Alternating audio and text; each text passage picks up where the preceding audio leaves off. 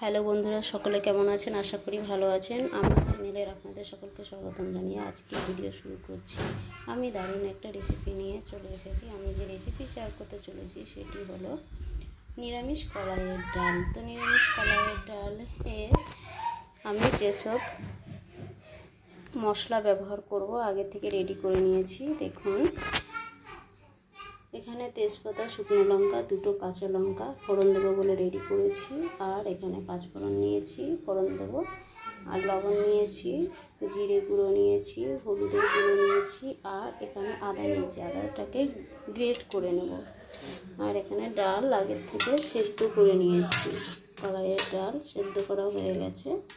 আর কড়াই বসিয়ে দিয়েছি, তেলও দিয়ে দিয়েছি। তো চলুন আমরা সবাই শুরু করি রেসিপিটা কিভাবে বানানো যায় কলাইয়ের ডাল, নিরামিষ কলাইয়ের ডাল। তেল গরম হয়ে গেছে, এবার শুকনো লঙ্কা, তেজপাতা দিয়ে দেবো।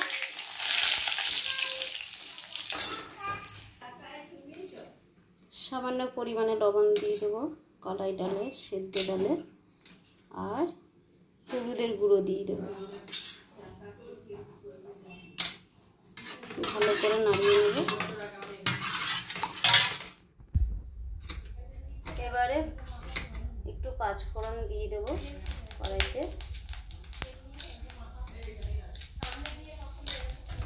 ভালো করে নাড়িয়ে নেব। আদা গ্রেট করে রেখেছিলাম, ওটাকে তেলে দিয়ে দেবো।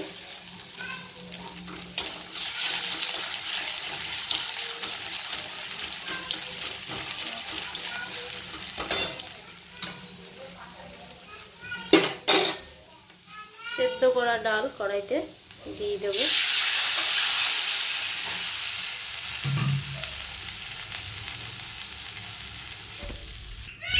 কাঁচা লঙ্কা দুটো ওপরে দিয়ে দেব। আর দেব স্বাদ মতো লবণ।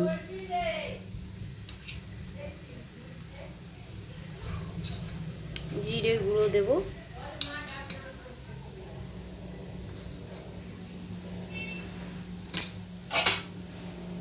ভালো করে নাড়িয়ে নেব। খুব সহজে বানানো যায় রেসিপিটা, খেতেও ভালো লাগে।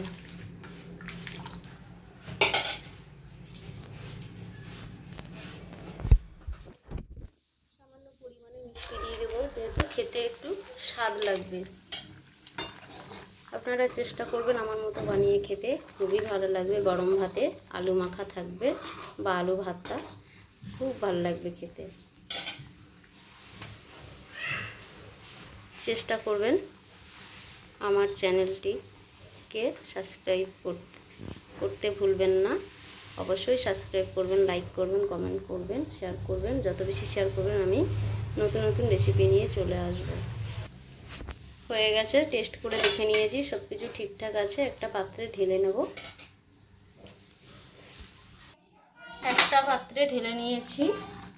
দারুণ স্বাদের একটা রেসিপি রেডি হয়ে গেছে। সকলে ভালো থাকবেন। Bye, thank you.